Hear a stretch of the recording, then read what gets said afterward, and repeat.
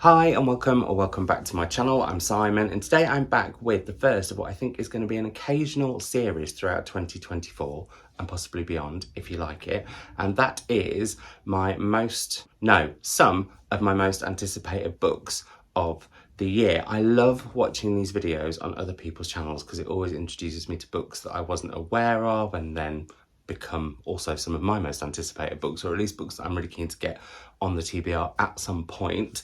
And so what I thought I would do is go through my shelves, pick books that I have copies of, and choose 12 books that are out in January, February and March and chat about those now. I have got some honourable mentions as well at the end, plus I've got a couple of books, one that I've read that I think you should all be reading, one that I'm currently reading that came out this month and I think you should all be reading, and one that I started reading I was really excited about this month.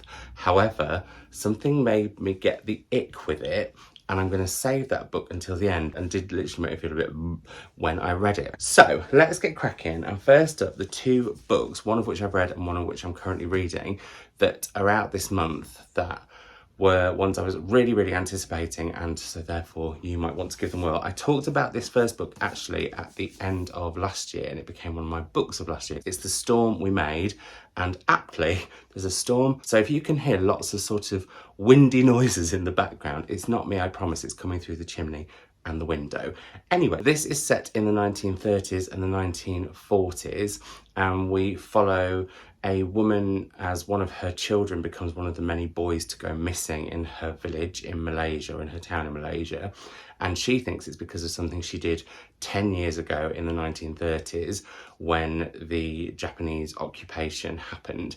And it's just so compelling, really gripping, great characters and really insightful, absolutely fantastic, can't recommend it enough. Something a little bit different but perfect actually when you do have the weather banging at your windows or whistling down your chimney. Why do both of those sound like euphemisms? I don't know. Perfect read for that time of year is a thriller, and I'm currently reading Tess Gerritsen's The Spy Coast, and I have not read Tess Gerritsen for a really long time. She's one of my favourite crime writers and thriller writers. I love the Reilly and Isles series.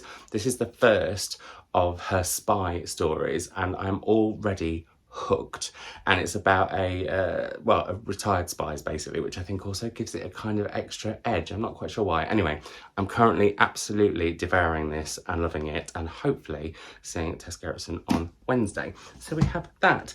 Moving on to books that I have not read I was going to say a whiff of, that doesn't sound quite right, but I haven't read any of. This book has been one that has been bubbling on my sort of periphery, and I've almost reached for it quite a few times, but then one thing's happened recently that's made me put it right up the TBR, and it actually might be, why does that sound like a euphemism as well? But it's put it pretty much to the top of my TBR pile, and it may well be the next book I read. It's The House of Broken... It's not The House of Broken anything. It's The House of Broken Bricks by, that is a bit of a tongue twister that, The House of Broken Bricks by Fiona Williams. And I believe this is about a family who are going through a difficult time after a death, and it looks at grief and loss. It's told in vignettes, which I absolutely love.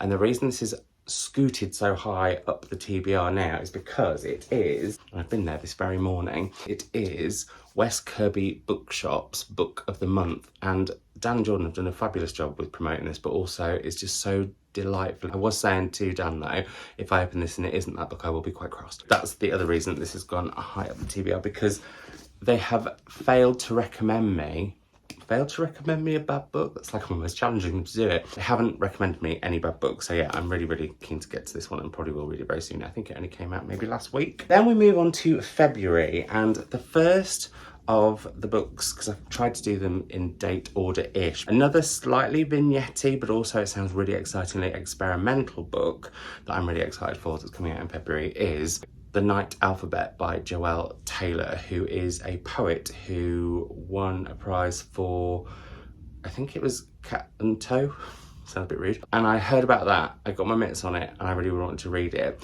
The reason that I really want to read this, possibly before I read that, is because, I mean, this just sounds utterly brilliant. It's about a woman who goes to a tattoo parlour, which is very apt because this very week I have added quite a few roses to my arm. I'm going for a whole sleeve by the end of the year. Let's see if I can do it this time, because I thought I was going to do that in 2022 and I didn't. Anyway, back to The Nice Alphabet by Joelle Taylor. So this is about a woman who goes into a tattoo parlour, and as they're having a tattoo done, they start to tell the stories of all the tattoos on their body, and some of them are from stories from the past. Sorry, there we go, that was the wind. Some of them are stories from the past, some are from previous lives, and some are from the future and beyond. And it just sounds incredible. It takes us to all sorts of different walks of life, and I'm just really excited for it. It sounds really inventive, really different. And I do think when you read a lot, something that sounds very different from anything you've read is always something that sounds quite exciting. I just saw a character called Betty Welch. I now love this book all the more just from that as I was looking through. So there we go, we have that one. For some non-fiction in February, I am really excited for Newborn by Kerry Hudson. Running away, breaking from the past and building a new family. I have loved both of Kerry's novels. I thought they were absolutely fantastic, and I loved her first memoir, Lowborn, which was about her childhood, going back to the places that she grew up in and not exactly reckoning or reconciling with the past, but sort of just looking at it and dissecting it a bit, and I thought it was brilliant. This is about her now having had a child and how that is for her, but also her relationships, I think, with family and the past again. So yeah, I think this is just going to be ace. Kerry's such a delight, and even though she writes about really, really difficult things, there's this gorgeous wit and humour and how difficult things are, and instead of crying sometimes we have to laugh because life is like that. So I'm hoping that's what this has all got in it too. Now this next book is a book I don't know too much about in terms of the plot. However, I know the author, and I should say I know Kerry. And back to tattoos, I have this tattoo because of Kerry Hudson, as she gave me the nickname Sugar Bear, and now some of our mutual friends' kids call me Uncle Sugar Bear. So yeah, there we go. Anyway, back to this book next, which is This Love by Lotte Jeffs. And Lotte and I used to be, well, Lotte is still a journalist, but I used to be a journalist for a queer magazine, and I would go on press trips, and sometimes Lotte was on them, and we went and had lots of lovely, delightful times, and it was fab. This is meant to be, I think, about found family and also love in all its forms, which is something I'm always really, really interested in. I love it. Lots of love there, but I love it when a book does look at well, yeah, love in all its forms. I feel like I'm over-egging a pudding here.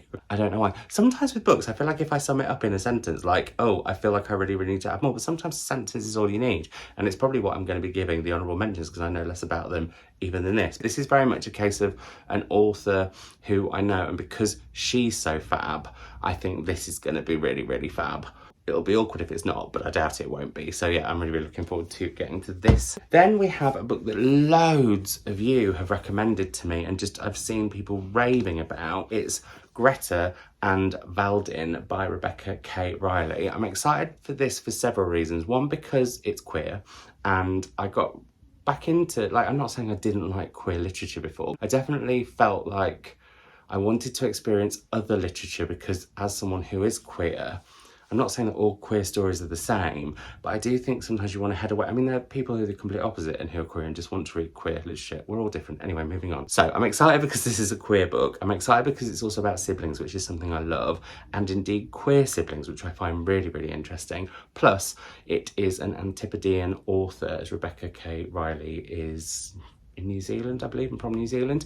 So yeah, this one, I've just heard amazing things from lots of you, and that has made it one of my most anticipated reads. So I'm hoping that shows. It works both ways. It does work both ways. And actually, my first 5-star book of this year, I'm not going to tell you what it is because I'm a tease and you can wait for me to wrap up, although it might be on Instagram first. My Instagram is linked down below along with various other things. What was I saying? I've gone off on a tangent and confused myself. So, yes. Wow. What was I trying to say? Oh, my first 5-star book of 2024 was one that a few of you had recommended I read, and I did, and I loved it. So I'm hoping to have the same response to this. Then on to an author whose poetry collections I absolutely love. And I mentioned this when I mentioned this when I was talking about Joelle's book, I think. I find novels written by poets just have like an extra layer for me, or an extra sort of resonance. I don't know what it is. I can't get into the whys or the, I don't know. it could just be magic. I do find that I really love Poets I Love's novels, or even just poets novels, because I haven't read Joelle Taylor's poetry, but I have read all of Andrew McMillan's poetry collections, and they are some of my favourites. This is his debut novel. It's out in February. I'm going to be doing an event with him at the aforementioned West Kirby Bookshop. Really looking forward to it. This is set around a family in Yorkshire and their relationships to the pits and the mining, and I think that's where Pity is a play from that. It's also a book about someone coming to terms with their sexuality, but also a man who feels like he's sort of not wasted his life exactly, but is questioning his life quite a lot. When I was talking to Jordan at West Kirby Bookshop, he said it's quite saucy, so that excites me too. So really, really excited for this one. I'm really excited to be talking to Andrew about that. Also in February, we have Blessings by Chukwuebuka Ibeh. And this is set in the 2010s in Nigeria and is about a young man coming to terms with his sexuality. And again, it's a queer book. I'm wanting to read more queer literature this year, but also I can't even describe why it is, but a lot of my favourite books are written by Nigerian authors about Nigeria.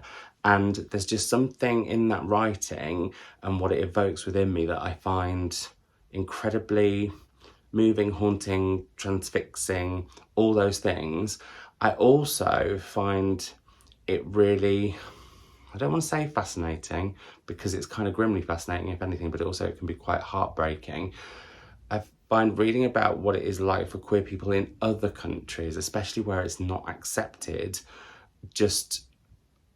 it reminds me that we have still got a long way to go, and reminds me how lucky that we have got as far as we have, but there is all that work still to do. So yeah, this one I'm really, really, really keen to get to soon, as I am this absolute chunkster. And when the finished copy arrived the other day, I think I was filming something for Patreon and opened it, and I wanted to pretty much read it there and then. It's a bit like Fiona Williams, one where I've not known too much about it, but it keeps sort of almost drawing me to it. It's Hours. Oh, funny enough, surname Williams. It's by Phillip B. Williams. It's a vast book in terms of, I think it goes over several generations, but from what I gather, it starts with this woman who has this ability to save people from slavery and hide them into a place called Hours, which nobody seems to be able to find. But also it looks at what happens in that community that's so hidden away. And I believe there's magical elements to it. It's got folklore in it, and I think this is just going to be phenomenal. Phillip B. Williams is a poet, and I think this is going to be really, really, really haunting. I believe there's also Haints in it, so it could be haunting in that way too. I just think this is going to be one of those books, a bit like Joelle Taylor. It's going to be really different, but also make my mind do a bit of but in a really, really good, powerful way. So very excited for this one. I have a trip coming up for work which involves quite a few long train journeys, and this may well be the book that I take with me for that. There will be, I should say, vlogs coming. I know I said they start at the beginning of the year, and I am capturing a bit of every day this year, but not quite in the way that I planned originally. You'll see some of that possibly on Instagram if you follow me there at the end of the month. Also here at the end of the month when I do the wrap up, but vlogs will be coming back, and I think I'm going to call them a reader's journal, a random aside. Back on two books that are also, we're still on February for now. I think this is the last one in February of my 12 that I'm like super duper keen, the most keen to read before we head on to honourable mentions, and then the book that's a little bit unhonourable to mention because of the ick factor. Anyway, moving on. This is Butter, and it's by Asako Yuzuki. And this is based on a true crime that happened in Japan. It came out, I think, quite a few years ago and has become kind of a cult classic. I want to head to a few more, not necessarily crime novels, but definitely more thrillers this year.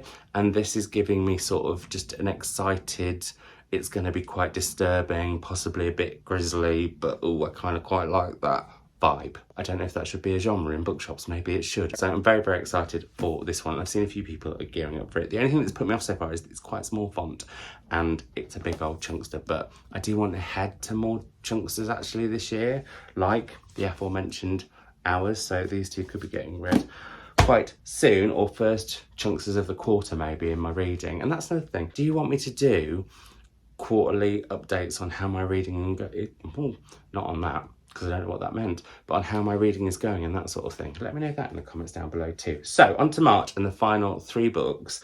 And I would say probably these are the 3 that I'm most excited for. I say final 3 of my top 12. The first of those is the latest Armistead Maupin book, Manor of the Manor, and Tales of the City are one of my absolute favourite series of books. I think without them, I could have possibly had a very different life. And that sounds really grand, but it's true, because when I was working out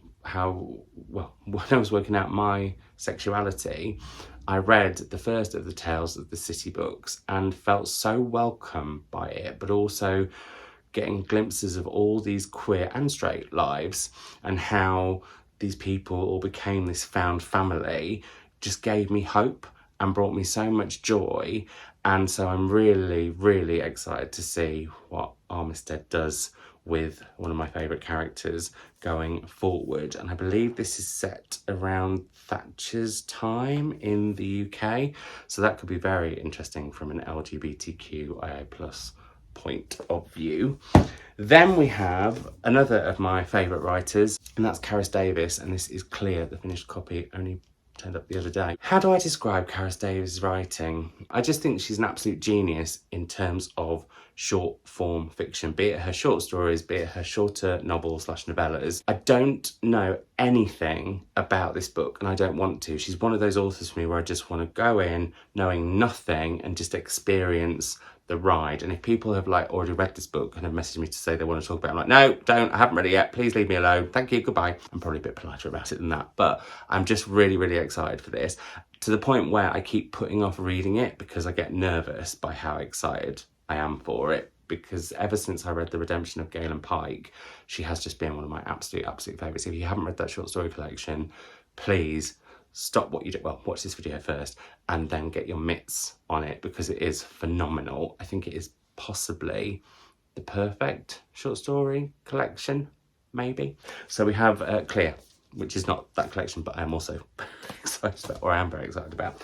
And then last but not least of the top 12 is another author who is slowly but surely becoming one of my absolute favourite authors, and that is Charlotte Wood, and this is Stoneyard Devotional. And again, I know very little about this at all. I just want to go into it knowing nothing and see the journey that Charlotte takes me on. All of her books that I've read so far have been very different, which I have really, really enjoyed. Out in March, these two are actually out on the same day, which to me brings back the memories of, I don't know if you'll remember this, but when Victoria Beckham and Kylie Minogue were battling it out over who was going to be #1 in the UK pop charts. That's the level of potential chart battle this would be in my head. However, it's not a battle at all. I'm just really, really excited to read both of them. But yeah, Charlotte Wood is an Australian author. She's fabulous. I've had the pleasure of interviewing both of these. I've interviewed lovely Armistead too, and hope maybe my paths will cross with all 3 of them at some point this year, because that would be fabulous. Now, on to the honourable mentions before the dishonourable mention. And I'm going to go through these very quickly because I don't know masses about them, but you know when you hear little snippets and you're like, oh, I just really want to read that. The first of those, and we're doing these in month order, so we're at January 1st, is Top Doll by Karen McCarthy Woolf. And this is about a woman who dies, I think 104, and she's been a recluse, and she leaves behind this amazing building, well, suite of apartments, sorry, in California with this vast collection of dolls.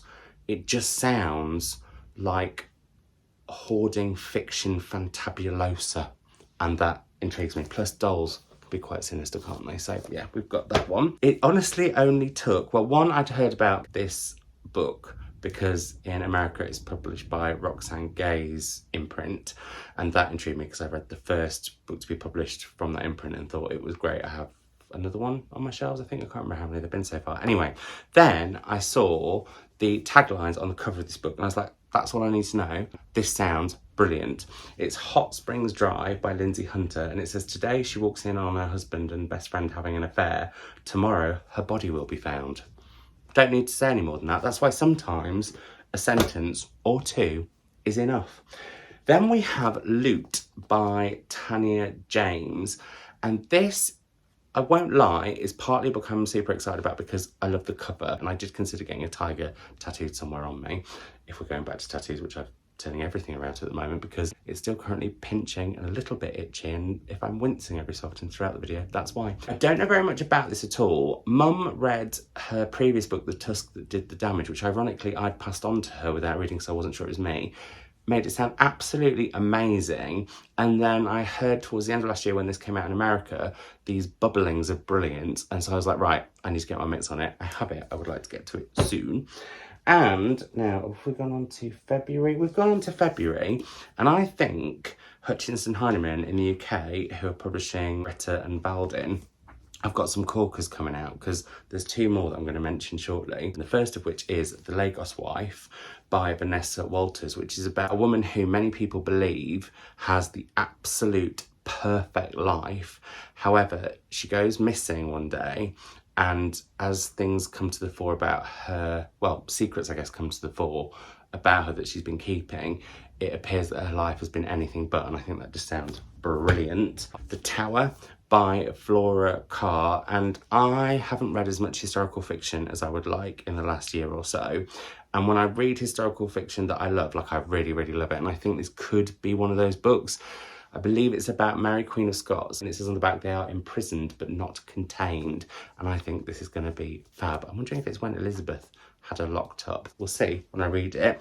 And last but not least, we have Martyr by Kaveh Akbar, another poet who's written their debut novel, and another book that I've been seeing lots and lots of people, particularly in America where I think it might already be out or the proofs have been out for longer, absolutely raving about this. Also neon-tastic, as is the book that, and I will carry on with this, but I was just shocked by my reaction to it a little bit, and I will say I can't quite believe what I'm maybe going to be about to discuss. One of the books that I picked up while I was in Edinburgh the week before last, which you'll see both a vlog of, and also I've done a come book shopping in Edinburgh video with I've done a come book shopping with me in Edinburgh, or the Edinburgh edition, whatever you want to call it. I've done a come book shopping video with me. Wow. This is one of the books that I picked up while I was there. It's one that had been compared to My Sister the Serial Killer. I think it's also got Stay With Me vibes. It's Housewoman by Adora Nwora, and I have enjoyed reading this. It's about a woman who has basically been, I don't want to say groomed, but it kind of has that vibe, but she's been brought up that she is expected to marry a particular young man in America. She goes over there and meets him. He's not aware of this. What I wasn't expecting is when he describes himself, this man, he describes himself as having a problem with the cleanliness of his genitals, shall we say, but he describes it much more frankly than that. And I just because this was only on like page 4 or 5, and I was like, goodness me. And then when they get together, she describes it, and it made me just feel like that. And yeah, it's kind of just made me do it. Oh, because I don't know, it feels so out of kilter with the rest of the writing. Well, not but that's all I've got to say on this. I will definitely have back to it, but it stopped me from reading for a while, and I put it down, and I think that, along with last week and tattoos and going back to work and wanting to sort of really get into work, so I had a week of not filming anything, already reading, I think, yeah, it's one to pursue, I think, but it just, and I thought I would just mention that briefly. So anyway, let's all move on. I hope you enjoyed that. I would love to know in the comments below how you would like to see this sort of occasional series develop. Would you like it to just be my top books that I'm most excited about? Would you like the honourable mentions mentioned? Would you like them to stay at the end? Would you like them to be at the beginning? And how often might you like to see a video like this? I hope you're all doing super duper well. As always, lovely to catch up with you. Thank you so much for watching. Keep the conversation going on in the comments down below. You can also, in the description, find my Instagram, my X, Patreon, wishlist, all those other kind of things. And I will see you in another video very, very soon. Bye.